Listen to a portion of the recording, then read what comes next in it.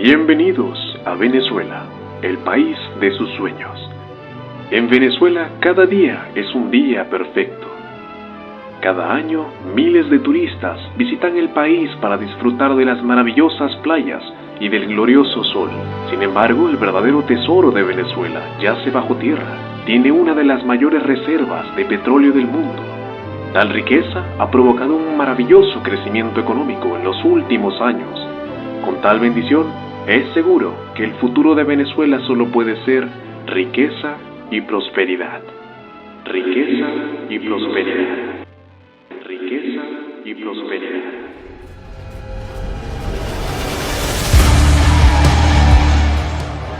Unos 4.000 opositores marcharon el sábado contra el gobierno de Nicolás Maduro en su cuarta protesta en una semana. La crisis venezolana sigue en aumento. Hoy es el 9º día de enfrentamientos que poco a poco se han extendido a otras ciudades fuera de Caracas. Esto es lo que hace ese gobierno. Esto es lo que hace ese gobierno, maldito. Ahora, Señor, tú te hagas presente en este pueblo, Señor. Queremos, Señor, estamos delante de tu presencia, Padre Santo. Queremos que nos digas, Señor. Estamos delante de tu presencia. En 2002, hace apenas 20 años, Venezuela era el país más rico de Sudamérica.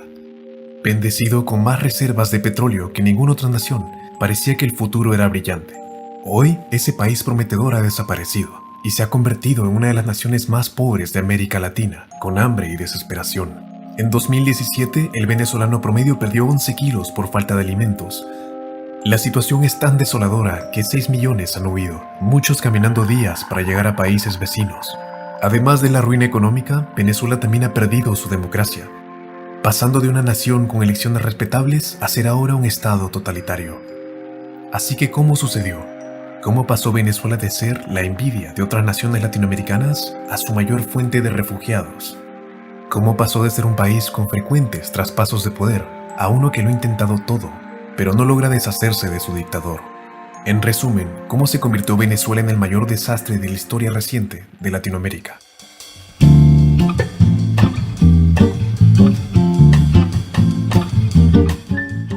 En los 50s, Venezuela era el cuarto país más rico del planeta, y durante las siguientes décadas disfrutó de una especie de época dorada. Parecía haber estabilidad política y un rápido crecimiento económico. Sin embargo, bajo la superficie no era tan color de rosa. Las enormes reservas de petróleo de Venezuela le hacían depender de este producto, y la suerte del país fluctuaba con el precio del petróleo.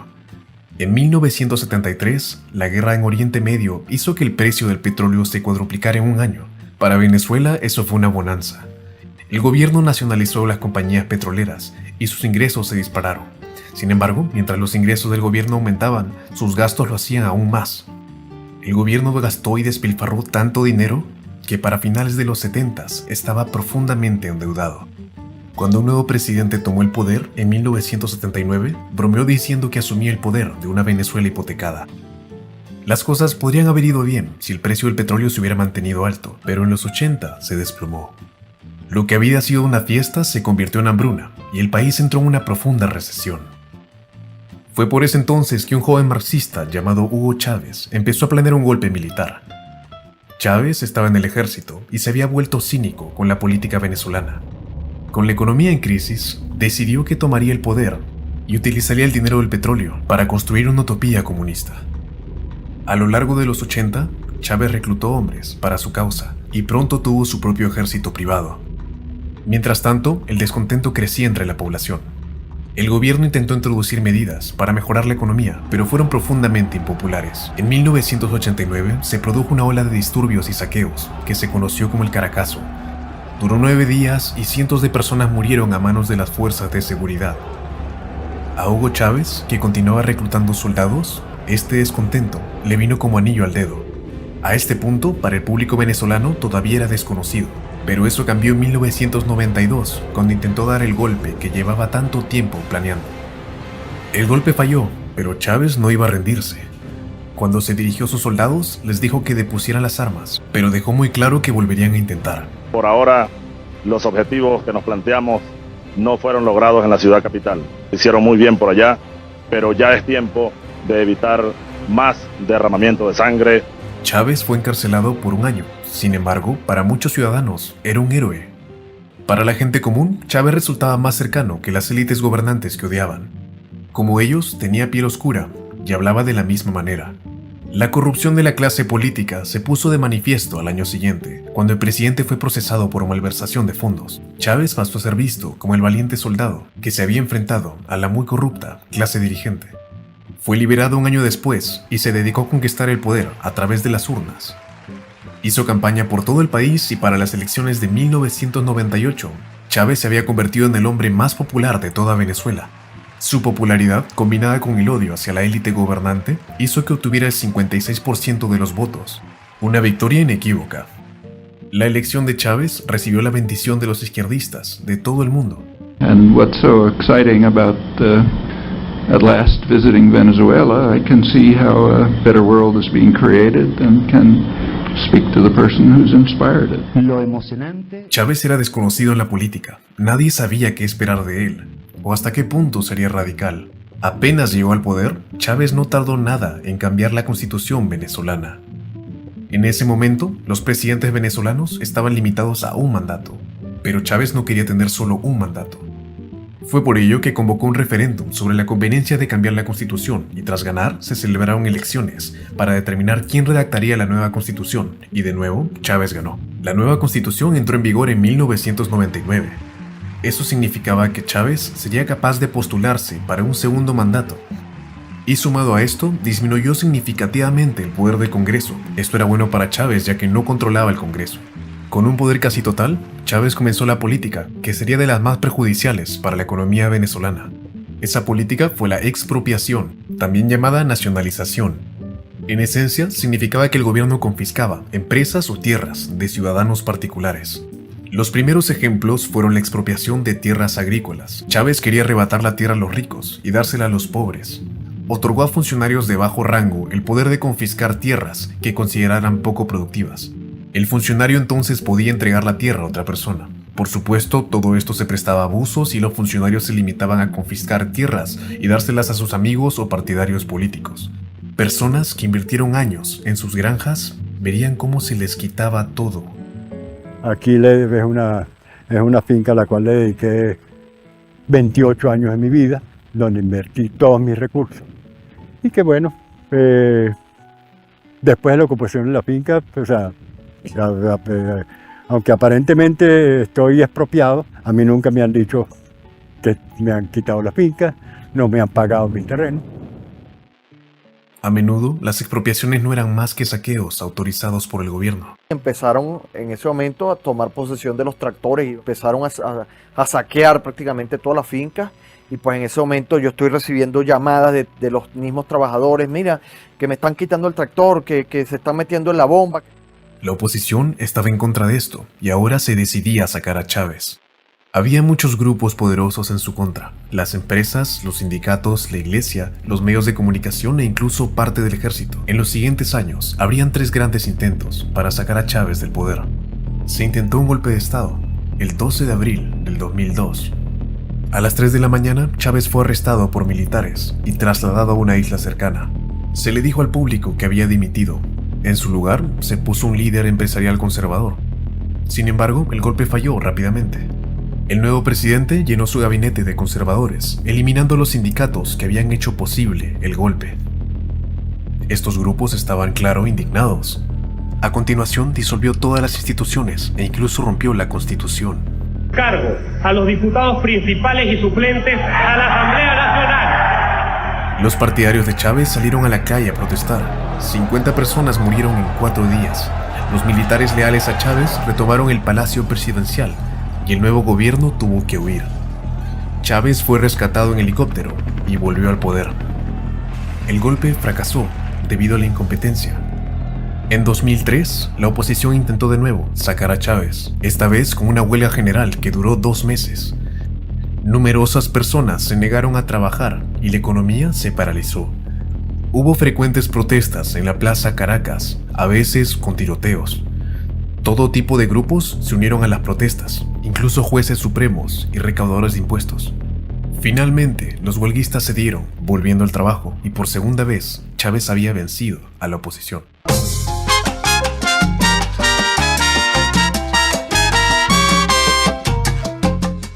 Ya que la industria petrolera era tan importante para Venezuela, Chávez quería hacerse con el control de la petrolera estatal, PDVSA.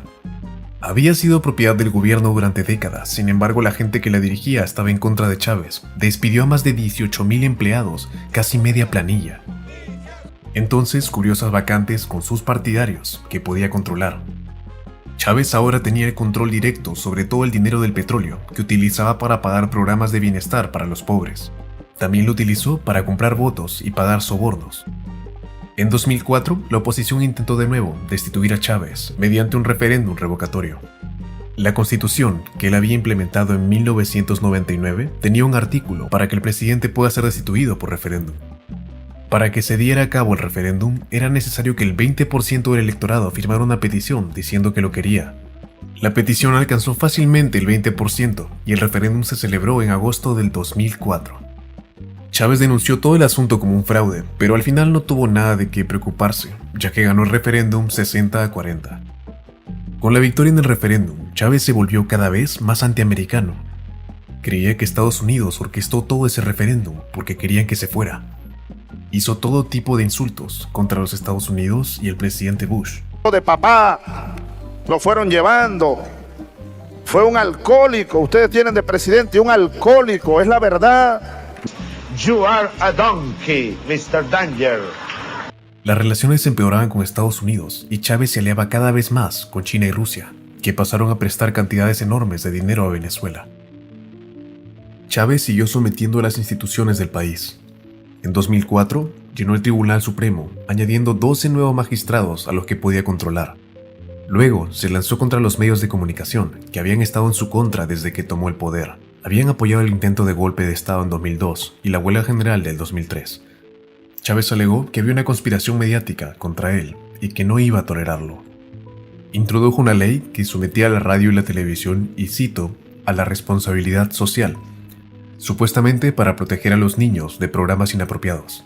Esto permitió a Chávez imponer fuertes multas y retirar las licencias de emisión si los medios hacían algo que no le gustaba. Las empresas empezaron a autocensurarse. Los periodistas que criticaban al gobierno perdían su trabajo e incluso eran detenidos. Otra institución importante fue la autoridad electoral llamada CNE. Esta controlaba todo lo relacionado a las elecciones, cómo se celebraban, cuáles eran las normas y qué se consideraba una violación de las normas. También, crucialmente, controlaba el recuento de votos. Desde que tomó el poder, Chávez había llenado la autoridad electoral con sus partidarios. La oposición se indignó por ello, creyendo que Chávez tenía una ventaja injusta. Alegaron que los resultados de las elecciones no eran válidos y decidieron boicotear las elecciones del Congreso del año 2005. Por supuesto, esto significaba que el Congreso estaba ahora compuesto solo por partidarios de Chávez. En 2006, el propio Chávez se presentó a la reelección. Las encuestas decían que el 55% le apoyaría, así que parecía una victoria fácil. Su control de la autoridad electoral le permitió saltarse las normas electorales. Por ejemplo, utilizó dinero público para su propia campaña. Al final, las elecciones fueron un rotundo éxito. Chávez obtuvo el 63% de los votos, aplastando al oponente. Bueno, sí.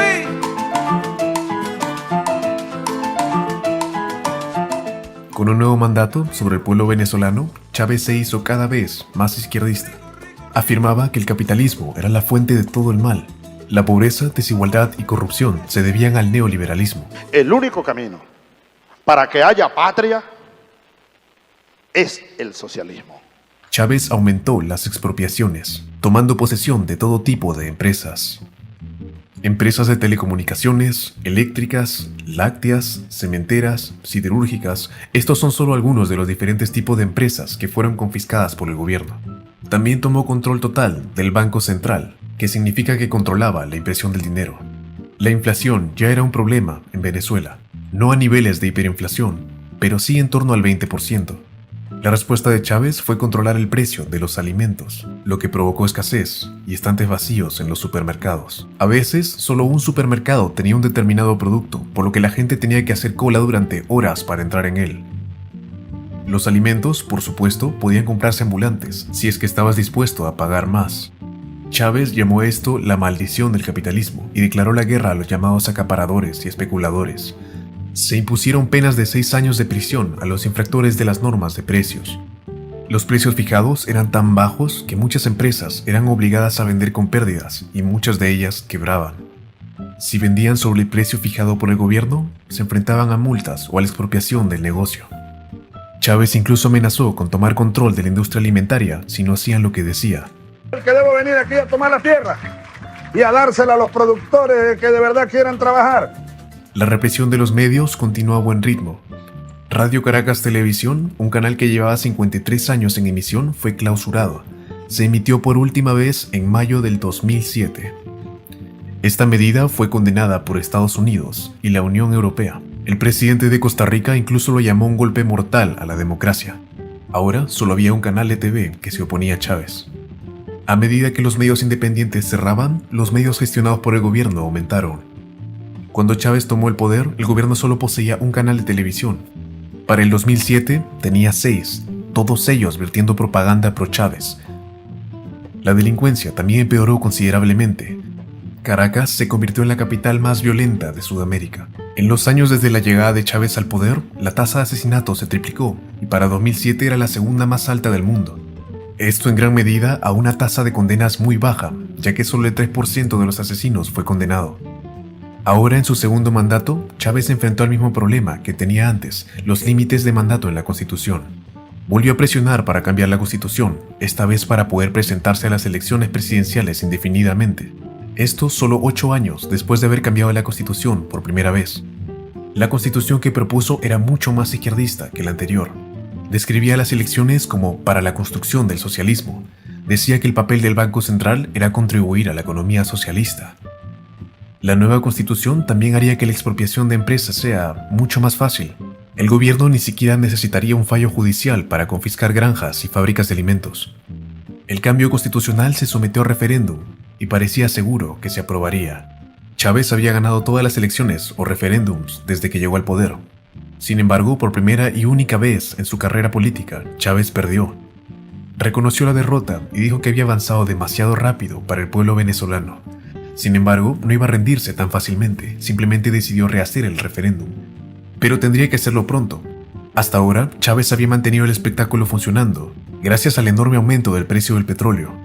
En los 8 años desde que asumió el poder, los precios del petróleo se multiplicaron por 8. Sin embargo, con la recesión del 2008, el precio del petróleo cayó 2/3. Esta caída del precio supuso una enorme amenaza para la economía y la popularidad de Chávez. El enorme gasto público dependía totalmente del dinero del petróleo. Los buenos tiempos podrían llegar a su fin, así que si Chávez iba a hacer el referéndum, tenía que hacerlo tan pronto como sea posible. Sucedió a principios del 2009. Chávez estaba aún más dispuesto a corromper el proceso del referéndum. La televisión y la radio estatales se pasaron todo ese tiempo promocionando el cambio en la Constitución. Los edificios públicos estaban plagados de propaganda a favor de Chávez. Incluso en el metro de Caracas sonaban canciones por Chávez. Cualquier manifestación contra la nueva Constitución se dispersaba con gas lacrimógeno. Al final, Chávez ganó por segunda vez. Ahora podía presentarse a las elecciones tantas veces como quisiera.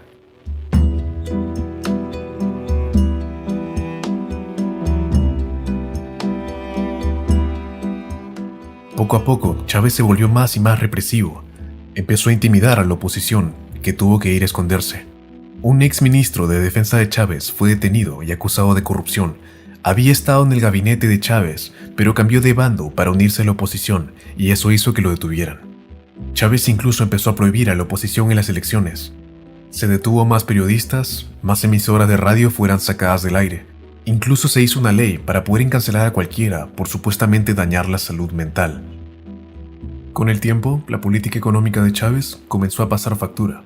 Las empresas nacionales de electricidad y agua se volvieron menos productivas, lo que provocó apagones y escasez de agua. Chávez aumentó las expropiaciones de empresas y de granjas. Muchas empresas fueron confiscadas al ser acusadas de vender por encima de los precios fijados. A menudo, estas empresas no podían operar con los precios fijados por el gobierno y quebraban. La expropiación de granjas estaba destruyendo la industria alimentaria de Venezuela. Según las propias cifras del gobierno, solo en 2010 confiscó 3 millones de hectáreas de tierras agrícolas. Las granjas se volvieron improductivas muy rápidamente y, como es de imaginar, la producción de alimentos se desplomó. Quiere decir que Venezuela tuvo que depender de importaciones, y en el 2010 el 70% de los alimentos de Venezuela eran importados. Sin embargo, incluso las importaciones tenían problemas. En un incidente, miles de contenedores de alimentos importados acabaron pudriéndose en los puertos. Esto debido a que el gobierno había arruinado su distribución. Finalmente, se admitió que 30.000 toneladas de comida se pudrieron en los puertos. El descontento frente a Chávez se hizo patente en las elecciones parlamentarias del año 2010. Por primera vez, más gente votó en contra que a favor. Aún así, su partido ganó la mayoría de escaños debido a la manipulación, pero envió un mensaje sobre el nivel de descontento que había en el país. Recordemos que la oposición había boicoteado las elecciones parlamentarias del 2005, así que por 5 años no hubo ni un solo miembro de la oposición en el Congreso. Aunque Chávez tenía más escaños, no contaba con la mayoría de 2/3, así que tendría que negociar algunas cosas, como los jueces del Tribunal Supremo. Sin embargo, el nuevo Congreso no entraría en funciones hasta dentro de 3 meses. Chávez usó ese tiempo para aprobar todo tipo de medidas autoritarias. Aprobó una ley que le permitía gobernar por decreto 18 meses. También se apresuró a nombrar 9 jueces para el Tribunal Supremo. Algunos de los nuevos diputados de la oposición fueron juzgados por delitos falsos. Las nacionalizaciones continuaron. De nuevo, todo tipo de empresas fueron confiscadas: siderúrgicas, fabricantes de botella y constructoras de vivienda. Chávez daba razones dudosas para sus expropiaciones. Decía, por ejemplo, que estaba rompiendo monopolios o imponiendo normas laborales. Un ejemplo de esto fue el fabricante de vidrio estadounidense llamado Owens Illinois. Chávez dijo que la empresa explotaba a sus trabajadores y destruía bosques, así que le expropió. Ya está lista la expropiación de la empresa esta de vidrio, ¿cómo se llama? Owens Illinois. Exprópiese. Una empresa de capitales norteamericanos que tiene aquí años explotando a los trabajadores, destrozando el ambiente allá en Trujillo. Vayan a ver los cerros que han destrozado. En ocasiones, las expropiaciones eran fortuitas. A veces Chávez salía a demostrar su poder y expropiaba cosas simplemente por diversión. ¿Este edificio de aquí cuál es? También es un edificio que tiene locales comerciales de propiedad privada. Exprópiese, señor alcalde. Exprópiese. ¿Y este edificio? Es un edificio que tiene comercio privado de joyería. Exprópiese. De acuerdo. ¿Y aquel edificio allá en la esquina? También. En total, Chávez expropió 2.000 empresas. Los trabajadores a menudo se enteraban de que su empresa iba a ser expropiada al ver al mismo Chávez anunciarlo en televisión. Bueno, Agroisleña está expropiada. De todas las cosas que hizo Chávez, las expropiaciones fueron una de las más perjudiciales para la economía del país. A menudo las empresas simplemente colapsaban y expropiarlas era prácticamente lo mismo que cerrarlas. En teoría, la empresa seguiría funcionando bajo gestión gubernamental, pero en realidad las empresas antes productivas se volvían corruptas e ineficientes bajo control del gobierno. Un buen ejemplo fue la empresa siderúrgica llamada Sidor. Antes de ser nacionalizada, producía 4 millones de toneladas de acero al año. Unos años más tarde, produjo solo 2 millones de toneladas. Ese fue de los mejores casos. Muchas empresas simplemente dejaban de funcionar. Las granjas expropiadas también se volvían improductivas bajo el gobierno. Lo usual es que fueran abandonadas tras haber sido confiscadas. El control de precios también fue muy perjudicial. Las compañías terminaban perdiendo porque cobraban menos del costo de producción.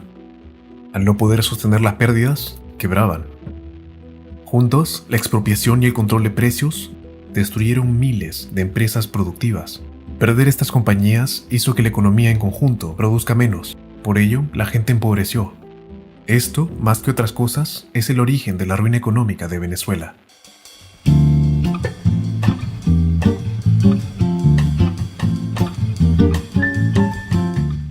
Para el 2011, Chávez estaba claramente mal y tuvo que ir a Cuba para operarse.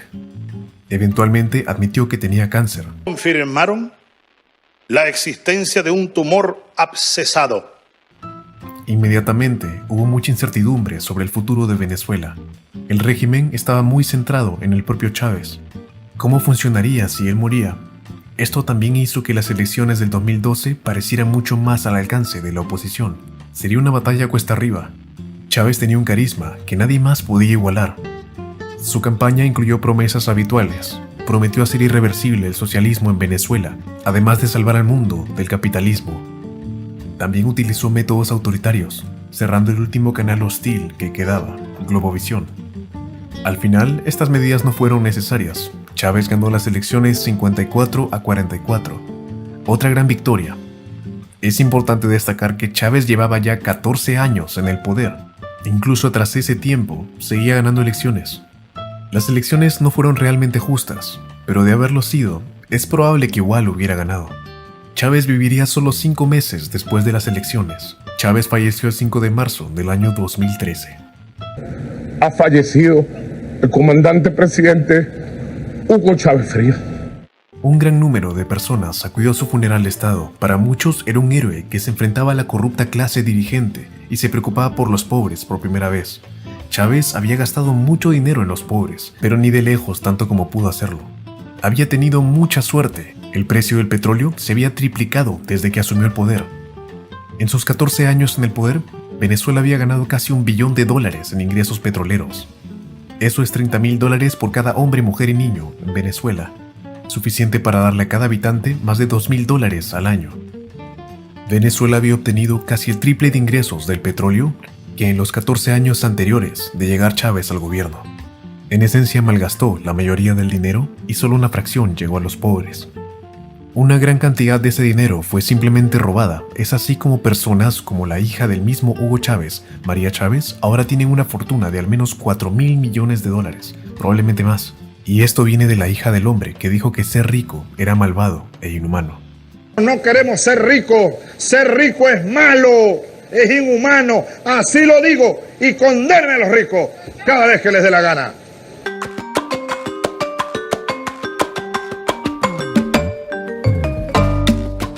Con la muerte de Chávez, hubo que elegir un sustituto que lo reemplace. Chávez había nombrado a Nicolás Maduro, su sucesor. Era considerado una figura similar, pero no tan carismática. Maduro hizo del apoyo de Chávez la pieza central de su campaña. Un voto por Maduro es un voto por Chávez, ese era su eslogan. Maduro prácticamente endiosó a Chávez, lo llamó el Cristo de América, que dio su vida por nosotros. A la Iglesia Católica no le hizo gracia, y dijo que Chávez no se debía comparar con Cristo. Al igual que su mentor, Maduro infringió las normas electorales utilizando fondos estatales para su campaña. También hizo todo lo posible para demonizar a su oponente, llamándole fascista asesino. El resultado electoral fue increíblemente ajustado. Maduro ganó por menos de 2 puntos porcentuales. Al igual que antes, la elección estuvo lejos de ser justa. Sin embargo, en el pasado eso probablemente no hubiera importado tanto porque Chávez ganaba siempre por márgenes grandes. Pero en esta elección es muy probable que si hubiera sido justa, Maduro hubiera perdido. La oposición no aceptó el resultado. Estallaron protestas en las calles que el gobierno reprimió. Hubo mucha violencia, en gran parte llevada a cabo por bandas progubernamentales, conocidas como colectivos. El régimen dio vía libre a estas bandas para atacar e intimidar a cualquiera que se opusiera al gobierno. El ministro de Prisiones incluso llegó a calificarlas de pilar fundamental en la defensa de la patria.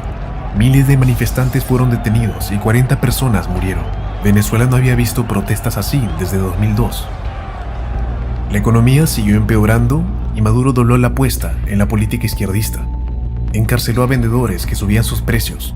Productos básicos como la leche, el arroz o el papel higiénico apenas se encontraban en las estanterías de los supermercados. La combinación de crisis económica y la agitación política sembró el caos y los saqueos estallaron en muchas zonas. Cuando se desplegó la Guardia Nacional para detener los saqueos, simplemente se unió a ellos. La escasez de comida estaba peor que nunca y el gobierno trataba de ocultarlo. Se prohibió hacer fotos de las estanterías vacías de los supermercados y reporteros cubriendo la escasez de comida fueron arrestados. Estaban tan mal que la gente tenía que hacer colas por las noches para conseguir comida. Eventualmente eso también se prohibió porque era más vergonzoso para el gobierno tener colas nocturnas que diurnas. Mientras que la Venezuela bajo Chávez había sido autoritaria, debido a su capacidad de ganar elecciones, nunca había necesitado volverse totalitaria. Bajo Maduro, Venezuela sí se hizo totalitaria.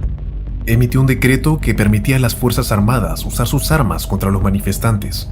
Se creó una red de espionaje en el ejército para detectar indicios de golpe de Estado. Un exalcalde de Caracas fue detenido cuando aún estaba en pijama.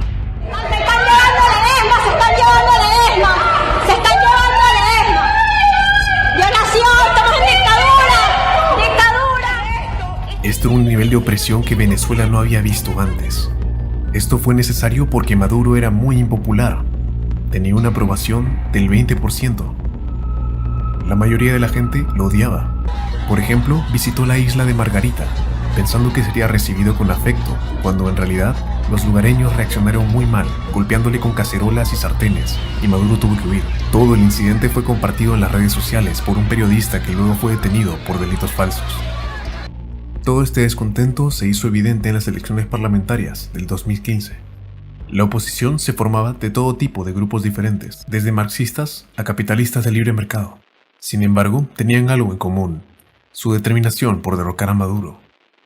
Con el 70% diciendo que votarían en contra del gobierno, parecía que la revolución de Chávez finalmente perdería una elección. Los resultados fueron condenatorios para el gobierno. La oposición obtuvo 109 escaños, mientras que Maduro ganó 55. Esto era algo importante. Con esta cantidad de escaños, la oposición realmente podría cambiar las cosas. Habían ganado una mayoría de 2/3, con lo que en teoría podían destituir a los jueces del Tribunal Supremo y a los miembros de la autoridad electoral. Tal vez incluso podrían hacer que estas instituciones volvieran a ser imparciales. Incluso tal vez podrían sacar a Maduro con un referéndum. Sin embargo, tenían mucho en contra. Mientras que la oposición controlaba el Congreso, Maduro y sus partidarios controlaban todo lo demás. Maduro utilizó la misma técnica que Chávez. La elección parlamentaria era en diciembre de 2015, pero el nuevo Congreso no asumiría el poder hasta el próximo mes. Maduro utilizó este tiempo para llenar el Tribunal Supremo, añadiendo 13 nuevos miembros. Ese Tribunal Supremo entonces dictaminó que 3 de los nuevos diputados de la oposición no podían asumir cargo debido a acusaciones de fraude electoral. La pérdida de estos 3 diputados fue crucial, porque hizo que la oposición perdiera su supermayoría de 2/3. Sin esa supermayoría no podrían sacar personas del Tribunal Supremo o de la autoridad electoral. La oposición lo intentó todo para sacar a Maduro. Propusieron una enmienda constitucional para cortar el mandato del presidente, pero fue bloqueada por el Tribunal Supremo. Luego intentaron hacer un referéndum sobre si Maduro debía dimitir. La autoridad electoral hizo todo lo que pudo para bloquearlo. 20% de la población debía registrar su deseo de participar en él. La autoridad electoral dio solo 3 días para recolectar las firmas. Las estaciones de voto solo estaban abiertas por 6 horas al día. También se limitó el número de máquinas de votación disponibles. Para alcanzar esa cifra del 20%, los votantes tendrían solo 90 segundos para ejercer su voto, dadas las limitaciones. A pesar de eso, se alcanzó la cifra, así que parecía que el referéndum se iba a dar. Sin embargo, los tribunales declararon que una de las primeras etapas del proceso había sido fraudulenta. Por supuesto, no tenía sentido, pero cumplió su función. El referéndum no iba a suceder.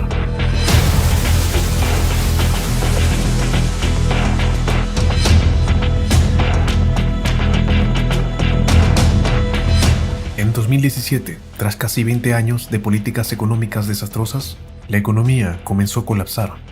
La producción era la mitad de lo que había sido antes y la inflación alcanzó el 1.000.000%. El dinero era tan inútil que la gente lo utilizaba para fabricar artículos novedosos como bolsos o adornos que luego vendían. Incluso el precio del petróleo no ayudaba, ya que casi todo ese dinero era robado. Los empleados de la compañía petrolera estatal incluso habían comenzado a robar maquinaria. Para los venezolanos comunes, la vida era un infierno absoluto. El 90% de la gente no tenía suficiente para comer y el 20% de los niños padecía desnutrición. La gente bromeaba diciendo que seguían la dieta de Maduro. Artículos básicos como el pan o el papel higiénico eran a menudo imposibles de encontrar, dejando a la gente desesperada. Cuando había productos básicos disponibles en un supermercado, se producía una estampida para intentar llegar antes de que se vaciaran las estanterías. La gente incluso llegaba a pelear por los productos más básicos. Venezuela también comenzó a sufrir frecuentes apagones.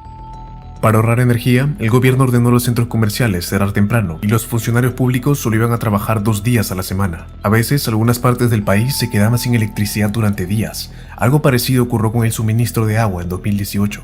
Caracas, la capital, no tuvo agua corriente durante todo un mes. Así que, teniendo la economía en caída libre, la inmigración de Venezuela aumentó drásticamente. Para quienes querían marcharse, conseguir un pasaporte era casi imposible porque el gobierno se había quedado sin plástico para fabricarlos.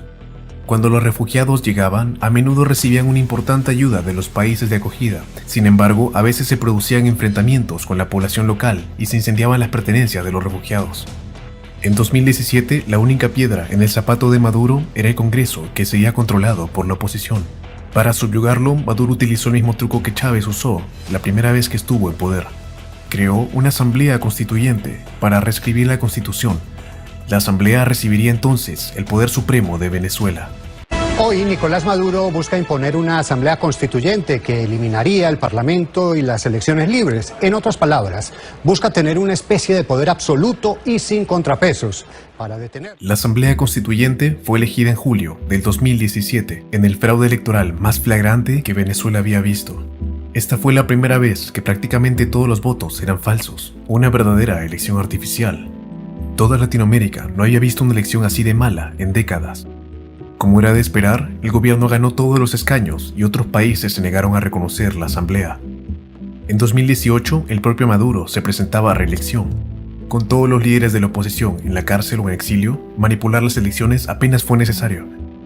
Maduro programó la elección 8 meses antes del final de su mandato, así que si algo salía mal, tendría tiempo de sobra para solucionarlo. La falsa elección ocurrió y Maduro juramentó de nuevo en 2019. Casi todas las naciones declararon que la elección y Maduro eran ilegítimos. Es ahora cuando veremos el ascenso de Juan Guaidó. Guaidó era jefe de Congreso, que no olvidemos estaba en manos de la oposición. Argumentó que él debía ser reconocido como presidente de Venezuela. La Constitución dice que si no hay presidente, el jefe de Congreso se convertirá en presidente por defecto. Guaidó argumentó que como Maduro era ilegítimo, no había presidente, y por lo tanto él debía ser reconocido como presidente.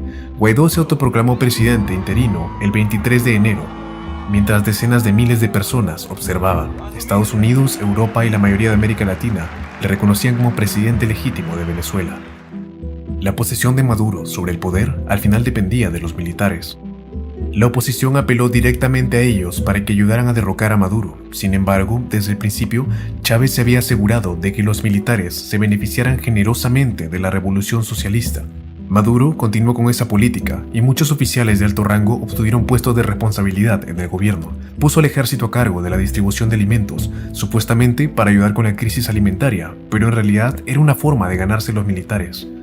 El sistema de distribución era fácil de abusar, lo que significaba que el ejército podía obtener dinero a través de sobornos. Permitir que el ejército se beneficiara de la corrupción les dio un lugar en la dictadura de Maduro. Eventualmente, el ejército recibió la industria del petróleo para saquearla.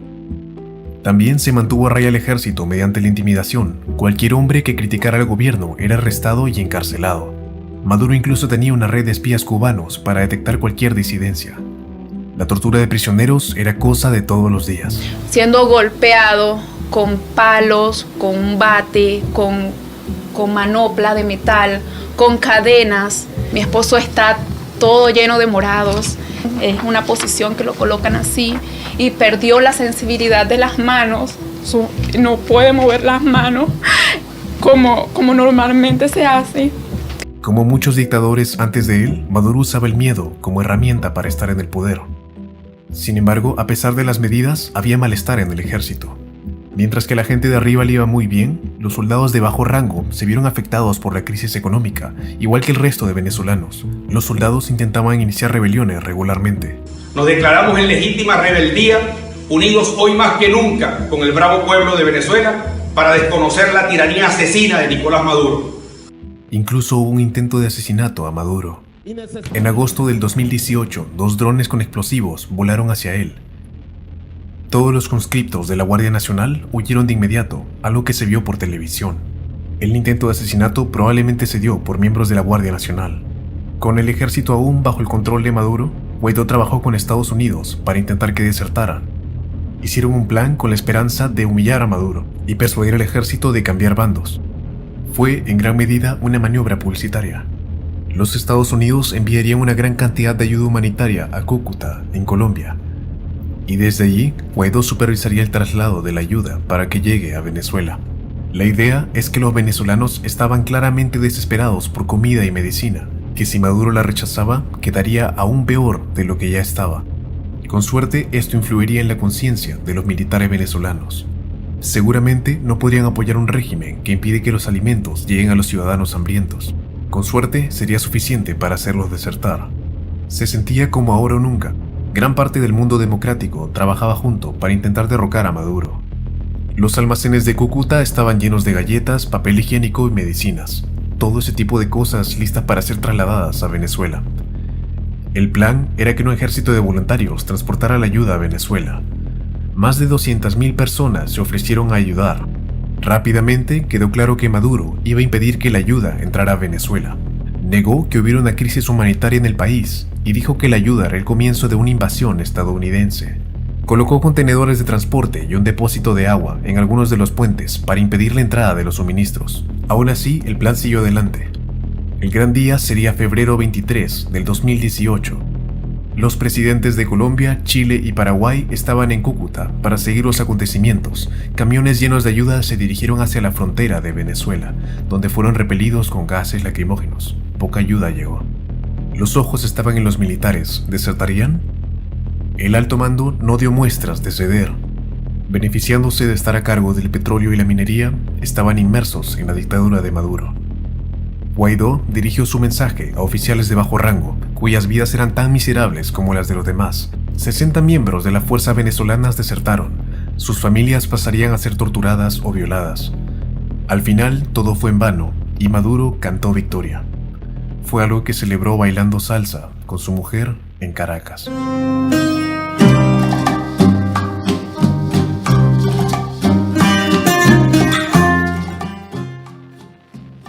Ese día en Cúcuta fue el mayor intento de sacar a Maduro y falló. La oposición siguió intentando sin ningún éxito. Poco a poco, la atención del mundo se fue a otro lado. Los países se vieron forzados a aceptar que Maduro seguiría en el poder. Al momento de hacer este video, Nicolás Maduro sigue teniendo a Venezuela como rehén. Las negociaciones con la oposición se siguen dando por años, pero pocos esperan que resulte algo de ellas. Desde que Chávez llegó al poder, 6 millones de venezolanos han huido. Casi todos los que quedan viven en pobreza. Sin embargo, un día Maduro caerá. Con suerte entonces, Venezuela podrá recuperar la democracia que tuvo antes y reconstruir su alguna vez próspera nación.